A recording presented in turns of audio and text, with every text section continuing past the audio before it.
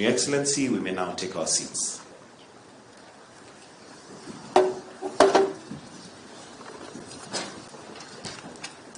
Your Excellency, the President and Commander-in-Chief of the Defense Forces, Dr. William Samoei Ruto, Your Excellency, the Prime Cabinet Secretary, Honorable Musalia Mudavadi, Your Excellency Musa Faki, the Chair of the African Union Commission, Professor Pierre Mokoko Bonjo, the Head of the African Union Institution Reforms Implementation Unit, all AU and senior representatives present. Your Excellency, sir, with your permission, at this point, allow me to now welcome Dr. Sing'oei Korir, Principal Secretary for Foreign Affairs, to guide us on the rest of the program. Welcome, sir.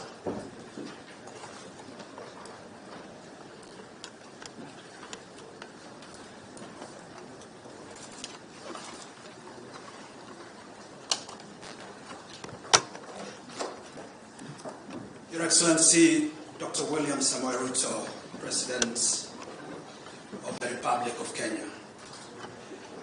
Your Excellency, Muhammad Faki, the Chairperson of the African Union Commission. Your Excellency, Dr. Musalia Mudavadi, the Prime Cabinet Secretary of the Republic and Foreign Minister. Excellencies here gathered, ladies and gentlemen. Your Excellency, we are gathered this morning under the aegis of the African Union Commission's Reform Unit and the State Department of Foreign Affairs. For the purpose, Your Excellency, of engaging with Your Excellency on the issue of your championship of the African Union institutional reforms. Your Excellency, you will recall that in February this year, your peers entrusted you with the responsibility of leading the institutional reform process, taking over from your colleague, His Excellency Paul Kagame, the President of Rwanda. Your Excellency, the resolution that mandated you to lead this effort reaffirmed the imperative to strengthen the Union and put in place a system of governance for the AU to make it fit for purpose and enable it to address the multifaceted and unprecedented challenges that Africa is facing. It underscored, Your Excellency, its resolve on the need to finalize the remaining reform priorities of the Union, which are restructuring of the remaining AU organ institutions and offices, as well as study on the division of labor between AU, REX, and member states. Your Excellency, yesterday, under the leadership of Professor Mukoko, this team was edified on the steps and the progress that has been made in the reform process over the last couple of years. On the basis of that, Your Excellency, several proposals were made in terms of what Your Excellency might want to prioritize in the context of your championship of this mandate. And so, Your Excellency, without further ado, I should like to invite the Prime Cabinet Secretary and Foreign Minister of the Republic of Kenya, His Excellency Dr. Musalia Mudavadi, to make his remarks. But before he comes, Your Excellency, permit me, with a lot of respect, perhaps just to recognize that yesterday as well, we were edified by the views of the Organization on Economic Cooperation and Development, OECD, under the leadership of Carlos, who provided an excellent comparative appreciation of the issues. Your Excellency, we have membership here from the AU Reform Unit, and I'm sure Professor Mukoko will have a chance to introduce them. It is now my humble privilege to invite the Prime Cabinet Secretary to share his views. PCS, please.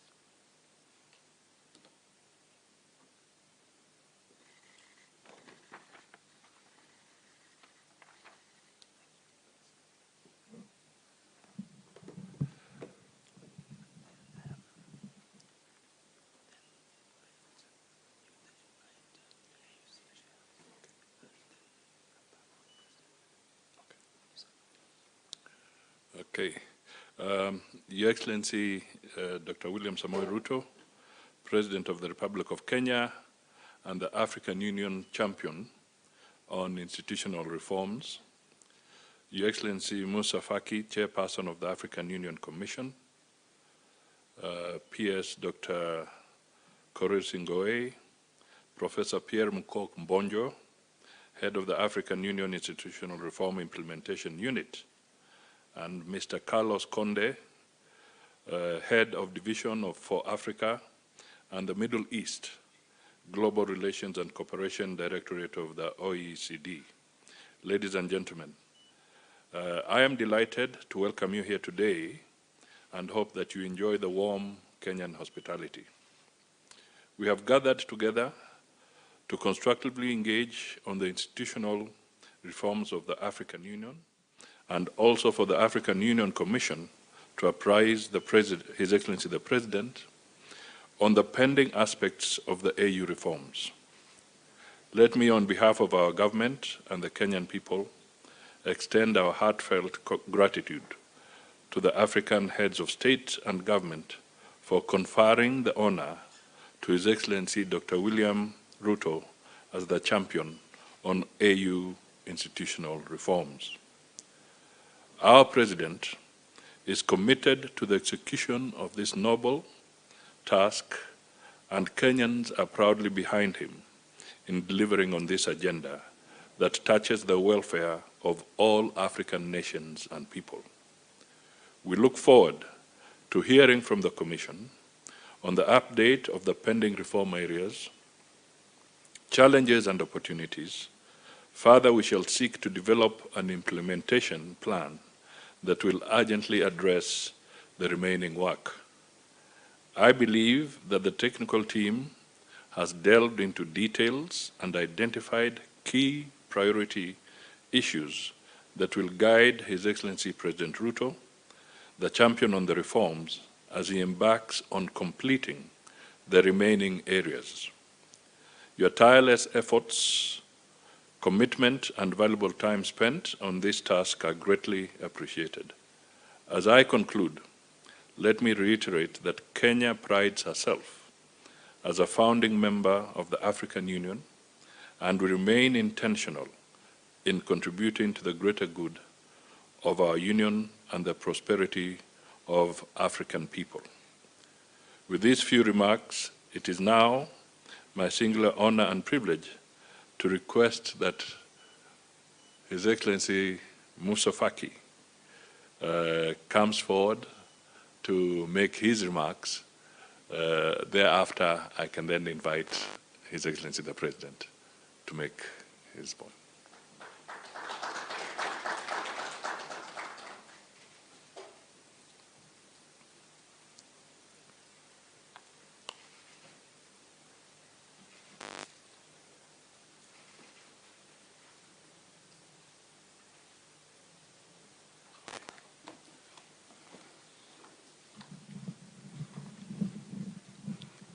Your Excellency, Mr. President, I ask your permission to speak in French.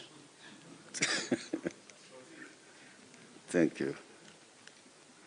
Excellence, Monsieur William Samuel Ruto, Président de la République du Kenya, champion pour la réforme institutionnelle de l'Union africaine, Excellence Musalia Mudavadi, ministre des Affaires étrangères et de la diaspora du Kenya, Excellences, Mesdames et Messieurs,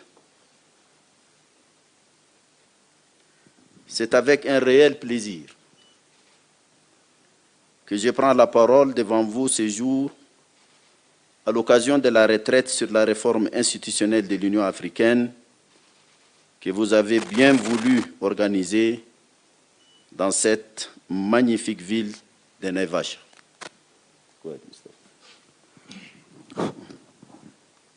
Your Excellency, Dr. William Ruto, President of the Republic of Kenya and champion of the African Union on Institutional Reform. Mr. Musavia, Minister of Foreign Affairs and of the diaspora.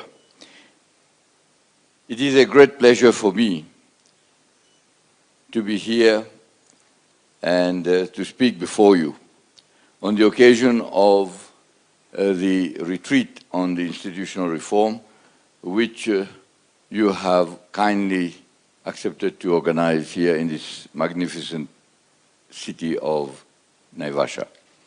Je suis heureux de venir à Naivasha après 20 ans, où, en son temps Premier ministre du Tchad, j'ai pris part à un événement important organisé par le Kenya, piloté par le Kenya, qui est celui de l'accord entre les frères soudanais, entre le gouvernement de Khartoum et le SPLM. It's after 20 years, and I'm happy to be back in Naivasha. As Prime Minister of my country, Chad, I came to attend a very important event which was organized and piloted by Kenya. It was the agreement between the Sudanese, that is the government of Khartoum, and the SPLM. Cet accord qui a permis l'indépendance du Soudan du Sud, c'est peut-être un bon présage pour le succès également de cette réforme stratégique pour notre continent. This agreement, which led to the independence of South Sudan, augurs well for the institutional reform of our organization. Monsieur le Président, permettez-moi de vous remercier chaleureusement pour l'heureuse initiative qui est celle d'échanger sur l'état d'avancement de la réforme ainsi que sur les chemins qui restent à parcourir pour son achèvement. Cette nouvelle initiative témoigne, s'il en est besoin, de votre ferme et constant engagement en faveur de la réussite du processus de réforme institutionnelle. Mr. President, I would like to thank you for taking this happy initiative of allowing us to exchange views on the institutional reform, of what has been achieved so far, and what remains to be done in order to complete it. And it is with your firm and constant commitment that we'll be able to succeed with this reform. Cet engagement, le vôtre, préexiste à votre désignation comme champion de la réforme institutionnelle de l'Union africaine en février dernier. En effet, au cours d'un échange que nous avions eu au mois d'avril 2023, vous avez déjà manifesté votre vif intérêt pour le processus de réforme de l'Union africaine. It is this commitment which led to your appointment by your peers as the champion of the African Union for the institutional reform that was this year. And then the exchange of views that we had in 2023, where you expressed your keen interest in moving forward the reform of the organization. À votre demande, je vous ai envoyé tour à tour le docteur Donald Kaberuka pour vous briefer sur le financement de l'Union et sur le Fonds de la paix, et ensuite le professeur Pierre Moukoko Mbonjo pour vous présenter le travail déjà fait sur la réforme des organes de l'Union et sur la division du travail entre celle-ci, les communautés économiques régionales et les États membres depuis 2017. Within this framework, I sent to you in turn Dr. Donald Kaberuka to brief you on the financing of the African Union and also on the Peace Fund of the African Union, and also Professor Pierre Mukoko, the head of the Reform Unit, to brief you on the progress made on the reform of the various organs of the African Union, and also the division of labor between the African Union Commission, the regional economic communities, and the member states of the African Union. Je peux également témoigner, Monsieur le Président, que depuis votre désignation comme champion de la réforme, vous n'avez cessé de promouvoir la réforme dans toutes vos prises de parole à l'occasion des grandes rencontres internationales. Je cite le 60e anniversaire de la BAD à Nairobi, le sommet Afrique-Corée du Sud il y a quelques jours à Séoul et également les derniers sommets du G7 en Italie.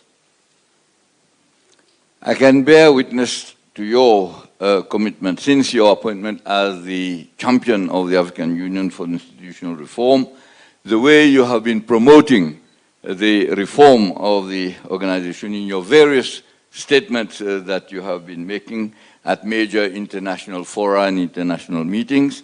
And I can mention here the 60th anniversary of the ADB, African Development Bank, which was held in Nairobi. Then the Africa-Korea summit that was held in Seoul recently, and also at the G7 meeting in Italy. À la lumière de tout ça, je puis affirmer que la réforme est en de bonnes mains. Après le passage de témoins effectué par le président Paul Kagame, champion de la réforme de 2016 à 2024, et à qui je rends un hommage mérité pour la supervision réussie de la réforme pendant les 8 dernières années. In the light of all this, I want to affirm that the various meetings and work that has been done, we believe that the reform is in good hands. And since the handing over from President Paul Kagame, who was in charge of to supervise the reform since 2016 up to 2024, and to whom I would like to pay a very well-deserved tribute. And I want to say that he has been supervising this reform over these past 8 years. Beaucoup a été fait depuis 2017. C'est l'année qui correspondait à ma prise de fonction moi-même en tant que président de la Commission. Le professeur Mukoko, en charge de la réforme, va vous certainement détailler dans une matrice tout ce qui a été fait secteur par secteur. Donc, je m'abstiendrai de m'appesantir davantage à ce sujet. A lot has been done since 2017, and since that was the year when I took office as the chairperson of the African Union. And Professor Mukoko will be able to give you in detail, in a matrix, sector by sector, everything that has been done, and therefore I will not dwell at length on this matter.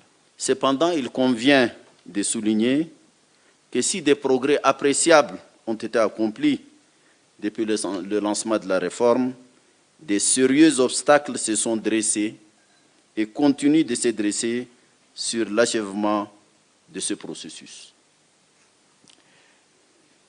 Significant progress has been made since we initiated and launched the reform.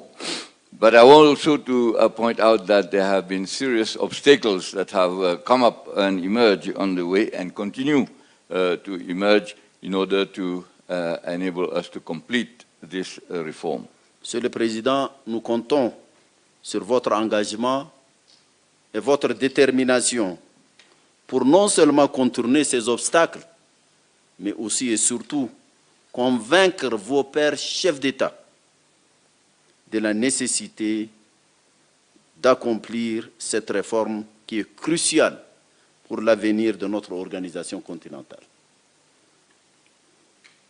Mr. President, we rely on your commitment and your determination to overcome and to resolve these obstacles, and particularly to convince your peers, the heads of state and government, on the need for this reform of the African Union, which is crucial for the future of our organization. Ces obstacles sont à la fois de type politique et de type technique. There are two types of obstacles. One is political and the other one is technical.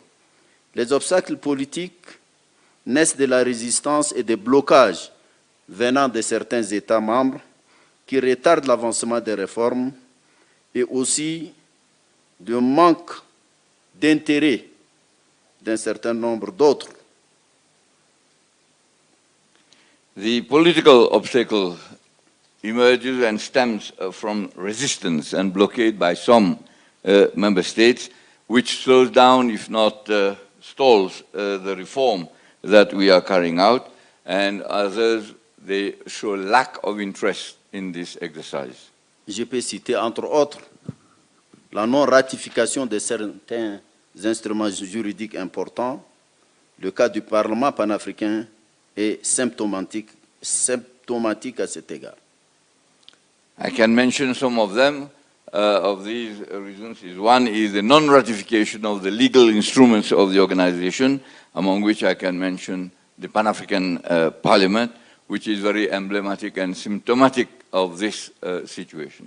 Il y a également le cas de la non-programmation des travaux sur la réforme par le comité des représentants permanents, y compris la multiplication des mesures dilatoires ayant conduit au non-examen des 42 organes et agences spécialisées et bureaux techniques, dossier qui a été déposé depuis le mois d'octobre sur la table du committee, the PRC, and obviously there are major problems that include these issues where the documents that have been sent to the PRC since October have not been considered, which include 42 organs that have been already considered and technical officers that have already been analyzed. Monsieur le Président, il s'est instauré une sorte de conflit entre la Commission et le comité des représentants permanents, ce qui est tout à fait inacceptable. L'exécutif qui a été élu par les chefs d'État n'a pas les moyens ou est bloqué dans l'exercice de ses fonctions par les représentants des mêmes États. Mr. President, there is a kind of conflict between the African Union Commission and the Permanent Representatives Committee. And obviously this stalls and blocks the progress and the work, and this is unacceptable. The executive, which has been elected by the heads of state, doesn't have the latitude and the means to be able to do its work because of the blockade that is being carried out by the representatives of the same member states. Le comité des représentants permanents essaie de co-gérer l'organisation alors que cela est du ressort de l'exécutif qui a été mis en place. Cela rappelle également la limitation des pouvoirs, notamment celle du président de la Commission de l'Union africaine. The PRC tries to co-manage the organization, the commission. The executive that has been elected has its hands tied, and therefore its powers are limited, particularly the powers of the chairperson of the African Union Commission. L'exemple le plus patent, c'est celui sur les SACA, la gestion du personnel de cette organisation. La directrice des ressources humaines est avec nous. Peut-être dans le débat, elle va vous donner plus de détails sur cette incongruité qui ne permet pas à l'organisation de fonctionner normalement. Another blatant example is that of SACA, that is this reform aspect, where we are dealing with the management of the staff of the Commission. The Director of Human Resources is present with us, and maybe she will have time to give you more detail during the discussions that we will have on the way and the problems that are being created in the management of the affairs of the Commission. Il y a également un problème de confusion dans les mandats et les responsabilités d'un certain nombre d'organes. Et cette confusion de compétences, parfois entre les départements de la Commission et les institutions spécialisées. There is also confusion in the mandate that is given to the various organs that have been established. That is, the confusion of the mandate leads to problems and tension between the African Union Commission and these organs and the specialized agencies. Monsieur le Président, le professeur Moukoko reviendra en détail sur toutes ces questions. Je voudrais quand même attirer l'attention sur un certain nombre des faits saillants. Le cas du Parlement panafricain, qui est un organe consultatif, qui en principe devrait avoir des pouvoirs même en matière budgétaire. Ce n'est pas le cas. Je crois que ça, c'est une question qu'il faut régler. Un Parlement qui a été créé depuis 20 ans et qui tourne pratiquement en rond. Mr. President, Professor Moukoko will give you more detailed information. But I want to draw attention to some salient features of this aspect of this exercise. One is the Pan-African Parliament, which is an advisory organ of the Union. Normally, it should have the necessary powers in order to examine and consider the budget of the organization, but it is not the case. For 20 years now, it has been existing, but it has been going round in circles. À titre d'exemple, Monsieur le Président, aucun État de la SADC n'a ratifié le protocole sur le Parlement panafricain. Another example is that none of the member states of SADC has ratified the protocol on the Pan-African Parliament. Le Conseil paix et sécurité, qui est notre organe emblématique en matière de paix et sécurité, lui-même souffre et dans son fonctionnement, et il risque même d'être discrédité parce que ses décisions ne sont pas respectées, y compris par nos États membres. Another example is the Peace and Security Council, which is a very prominent organ of the organization dealing with peace and security. Yet this organ is also suffering in the sense that its functioning is a problem. It is being discredited because even its own decisions are not respected and complied with by even our own member states. Monsieur le Président, 6 États africains sont actuellement suspendus de l'Union africaine pour cause de changements non constitutionnels du gouvernement. C'est une première et c'est très grave. Et là aussi, le rôle du Conseil paix et sécurité est fortement challengé. Parce que certains de nos communautés économiques régionales prennent des décisions qui sont contraires à celles du CPS, qui est l'organe compétent en la matière. Vous l'avez vu, vous l'avez assisté, Monsieur le Président, à l'IGAD, où un pays suspendu présidait l'IGAD. On l'a vu également avec la CAC et d'autres organisations régionales. Mr. President, we have 6 member states that are suspended in the African Union because of unconstitutional change of government. It's the very first that we see in the history, and this is very serious. The decision of the Peace and Security Council even, and the role of the PSC is being challenged. Because even the regional economic communities do not apply or if take decisions that are contrary to the decisions taken by the Peace and Security Council, whereas the PSC is the organ to deal with peace and security matters. Mr. President, you yourself, you have been bearing witness at the meeting of IGAD, where a country, that is the Sudan, which was suspended, was chairing a meeting of IGAD, and we have the case also in the ECAS, that is the Economic Community of Central African States. Monsieur le Président, la tâche qui vous attend est lourde, mais elle est exaltante. Connaissant votre dynamisme et votre engagement, je suis sûr que cela ne va pas vous décourager, au contraire. Vous pouvez compter sur mon soutien total.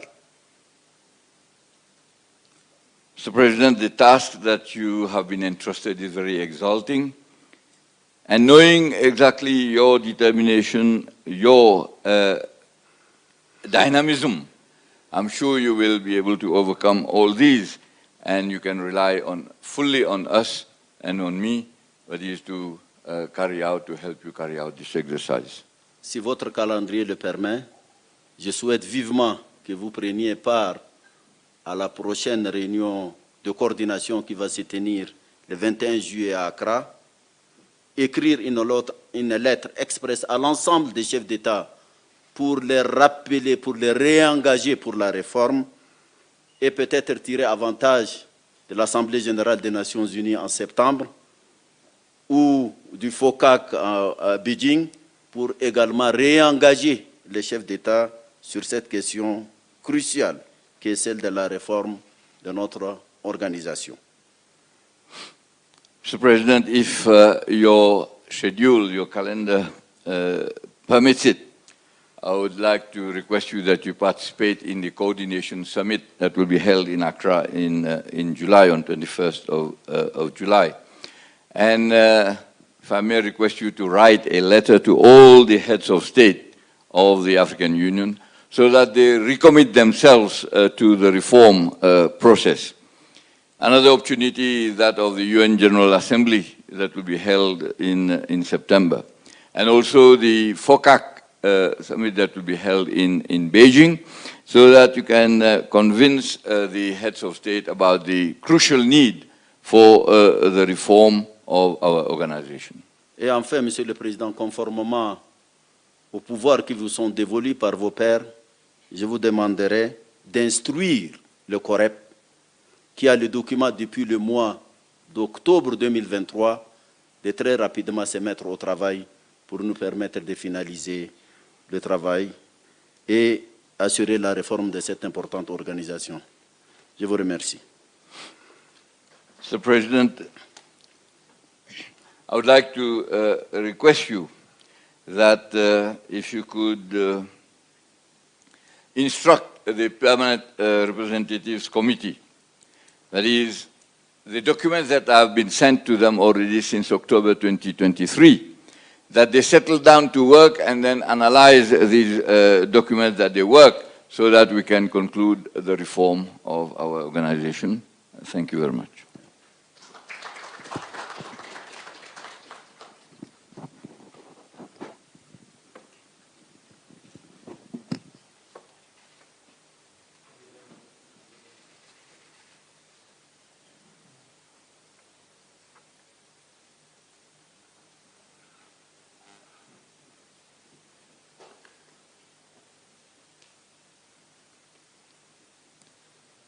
Is it okay? Yeah. Okay. Thank you, Your Excellency Musa Faki. From us listening, I think the challenges ahead are clearly very, very heavy. And it is for this reason that His Excellency the President will take up this critical role of championing for these reforms. The examples given and the direction and the challenges are not issues that can be taken lightly, and they'll require a lot of heavy lifting.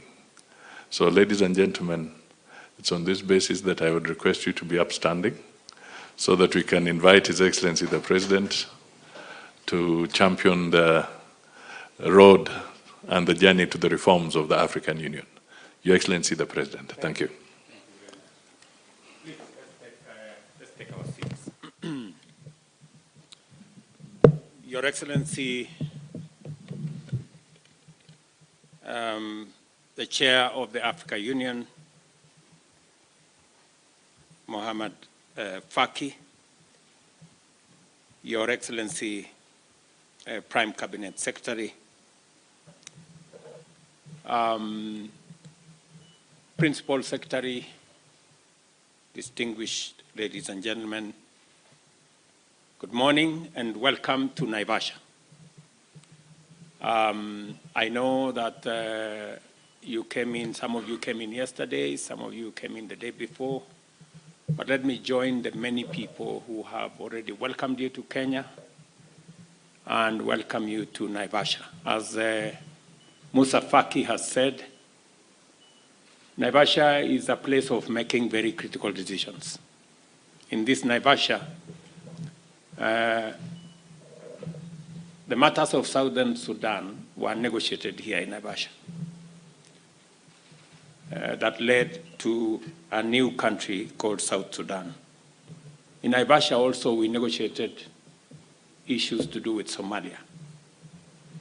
And therefore, we are in the right place to make sure that the heavy responsibility that has been outlined by our chair as we discuss this responsibility and mandate, I am very confident that we will do a good job of it. Listening to Chair Musa Faki, I almost was convinced that maybe I shouldn't have taken up this responsibility. I was wondering whether I made the right decision. Because it looks daunting. But I want to appreciate and express my deep appreciation to my fellow heads of state and government for their confidence in assigning me the task of finalizing the outstanding institutional reforms of the African Union. I recognize the admirable effort and progress made by my predecessor in this very noble task and sincerely thank His Excellency President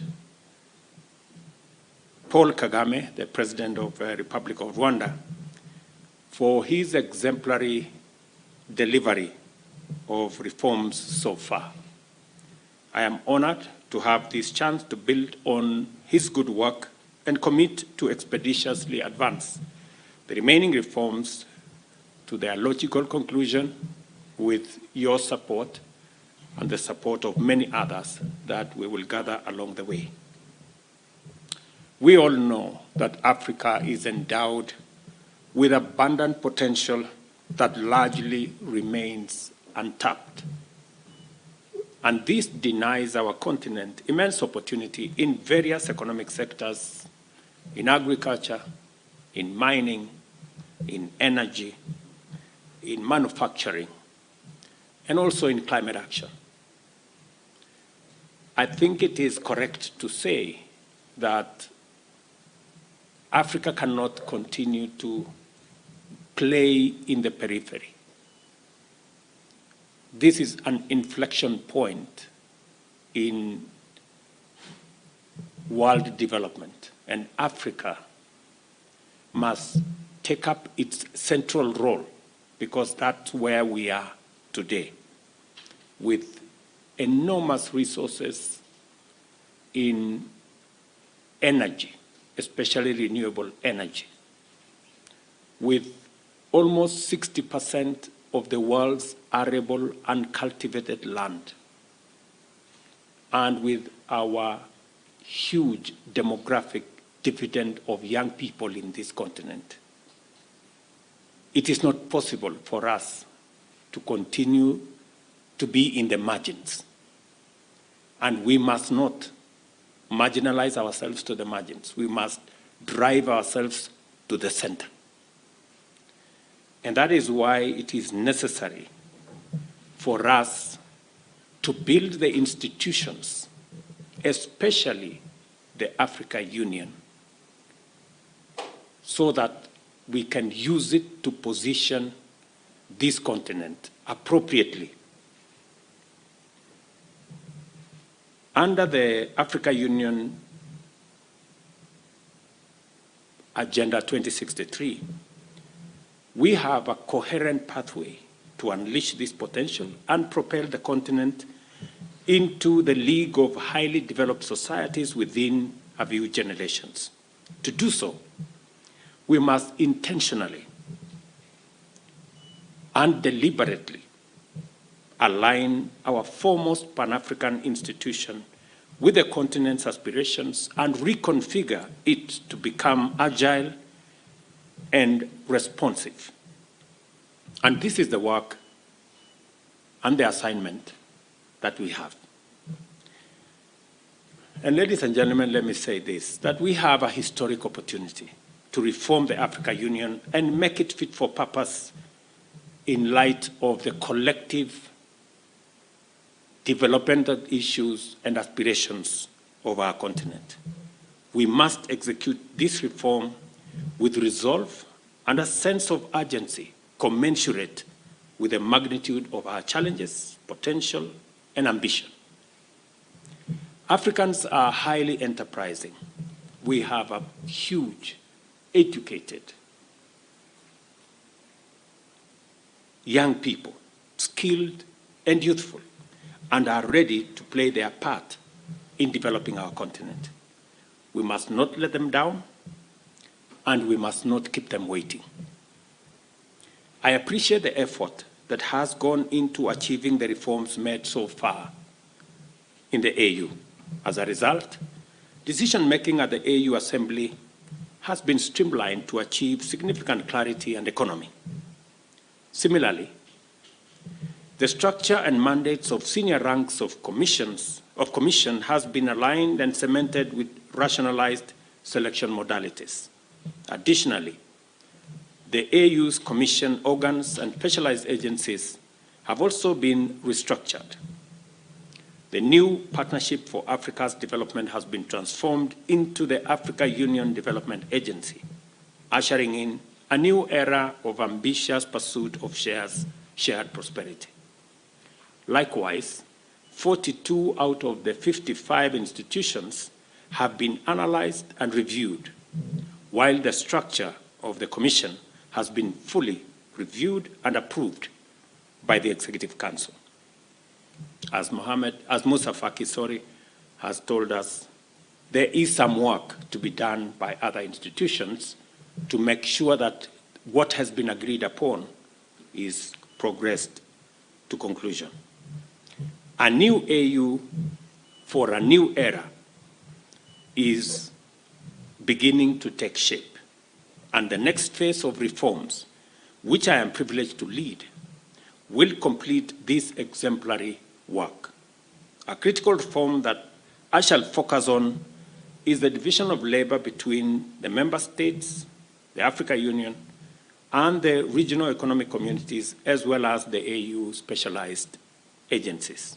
Particularly, there are functional overlaps that urgently need resolution to enhance our union's operational efficiency.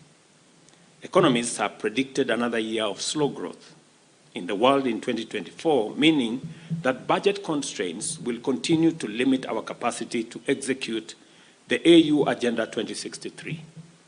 There will be no resources to waste, and greater efficiency is imperative. We cannot afford to spread our meager resources too thin across institutions that perform overlapping functions. As I said during the IDA 21 Replenishment Summit in Nairobi, as African heads of state and government, we are strongly committed to reforming the Africa Union Commission to make it fit for purpose and to empower it with the capacity to engage the rest of the world on behalf of the 1.4 billion people in this continent. At the same time, it is time for us to reform the Pan-African Parliament to enable it exercise oversight over the AU Commission to make it much more accountable and to finally establish an African Court of Justice. Let me put this in context. I have had occasion to have a conversation with Dr. Kaberuka on AU financing. I have had occasion to engage with Professor Mukoko on this reform process. And as I have said, I am very confident of what President Kagame and this team have achieved so far. What is remaining, in my estimation, is about 4 areas that I intend that we will, all of us, focus. Number 1 is the AU Commission. As Musa Faki has said, there is need for greater internal efficiency and alignment so that we have a fit-for-purpose Africa Union Commission that delivers on its mandate without blockades, roadblocks, and unnecessary bureaucracy that is limiting its ability to deliver at the moment, and to align it with the other institutions so that we do not end up with a dysfunctional commission. There is need for us to have a conversation as member states. And there is need for us to agree that we need to give the Commission sufficient power, donate sufficient power and authority to the Commission to be able to act on our behalf. We cannot have an organization that we have appointed.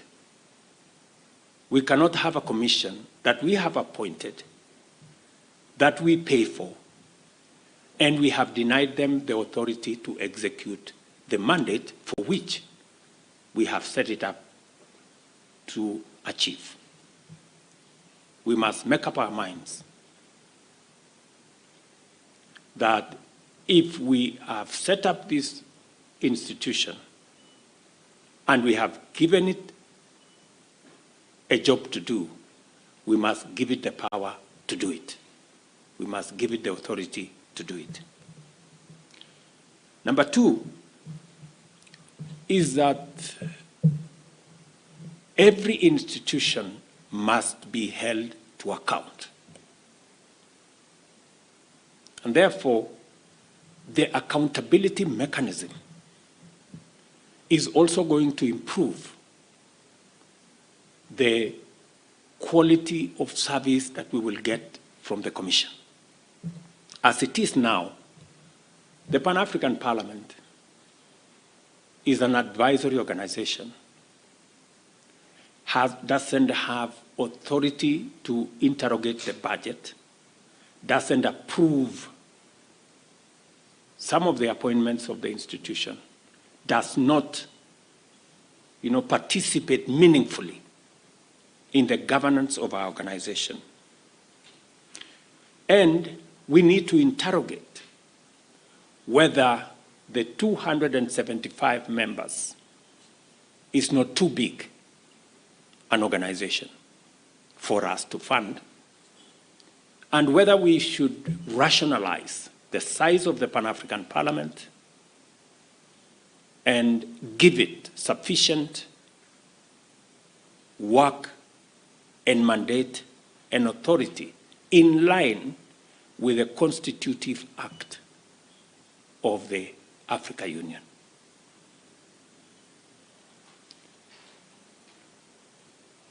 Like all democratic institutions, for example, in Kenya today, there's a big debate in Parliament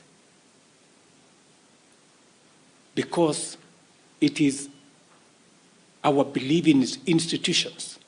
We have an executive that proposes certain measures. The people and Parliament interrogate it, provides oversight. And we have a judicial system that also makes sure that if there are any issues, the judiciary can speak to those issues. So our Pan-African Parliament must take up a proper place in the governance of our institution so that we can guarantee ourselves that these institutions will work accountably. Listening to our chair and the obvious and sometimes, unavoidable conflicts between different institutions and even the overlap that is there. There is no mechanism that is in place to resolve some of these conflicts, some of the overlaps. And that is why it is absolutely necessary for us to finally establish the African Court of Justice. That way, if there is a conflict between the PRC and the Commission, the court should be able to resolve that and to provide guidance that in accordance with the Constitutive Act of the AU, this is where the mandate of the Commission ends, this is where the mandate of the PRC begins, and this is how it should go forward. At the moment, there is no mechanism. And all the time, it is then referred to heads of state. And it becomes very difficult because the heads of state are not a court. So these are some of the what is limiting our institution. And an Africa Commission, an AU that is not properly functional, undermines the potential of our continent and the opportunities therein. And so, finally, the fourth issue is how to finance our organization. And that needs to be a very candid conversation.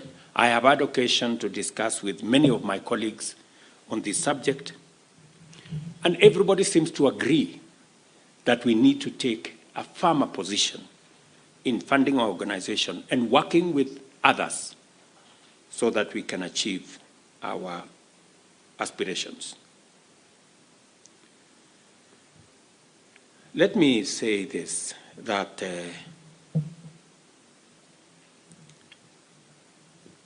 many of the threats and challenges we face are complex, dynamic, and global in nature, calling for collective action on an unprecedented multilateral scale. Africa is committed to making its critical contribution not only to human progress, but also to efforts to find solutions. Because of our unique and abundant resource endowments and productive potential, our continent offers a viable and transformative pathway to a future of prosperity for all of humanity. We bring to the table of multilateral strategic deliberation and global problem solving the promise of unlocking an unprecedented era of global economic growth and prosperity. I have had the occasion in a number of forums across the continent to outline the outstanding reforms which, in my considered view, shall be key areas of focus for me to deliver on my mandate efficiently. However, this outline, as I have told you, the 4 areas: to reform the Commission, to work on our Parliament, to make sure that we have a court, and to ensure that we have a proper funding mechanism. This outline is indicative, and I remain open to consultation and deliberation. I am confident that you have deliberated vigorously and exhaustively on various priorities, and I am interested in tapping into your extensive operational experience in AU institutions to enrich and refine our reform agenda and to explore innovative and inclusive ways to take the AU to the next level. I intend to work systematically in building on the substantial work accomplished by His Excellency President Kagame, and further, I shall focus on establishing a robust and sustainable funding mechanism for both the AU regular and other programs. Let me also confirm that when we talk about potential, when we talk about, for example, renewable energy potential, in this town of Naivasha, we just signed with not be realized unless we organize ourselves appropriately to tap into the opportunities that the enormous resources we have present. Let me also give you another example. About 30 kilometers from here, we have 5,000 acres that we are in the process of developing with our Free Exim Bank, to unlock the industrial potential and manufacturing capacity using renewable energy in this county of Nakuru. And therefore, it speaks to the kind of potential that Africa Union has in working with us to unlock the potential that exists in our continent. Building Africa Union institutions, including financial institutions, including other institutions, will help us unlock this potential. And therefore, let's work together in recognizing the importance, urgency, and the weight of expectations and the transformational implications of the work of reforming the institutions of the Africa Union. I am confident that I can rely on you individually and collectively to contribute meaningfully to taking the reform agenda forward and actualizing the dream of the Africa Union for our time and for generations ahead of us. I wish all of us success in our continued deliberations on this very historic agenda. Thank you very much, and I look forward to us engaging.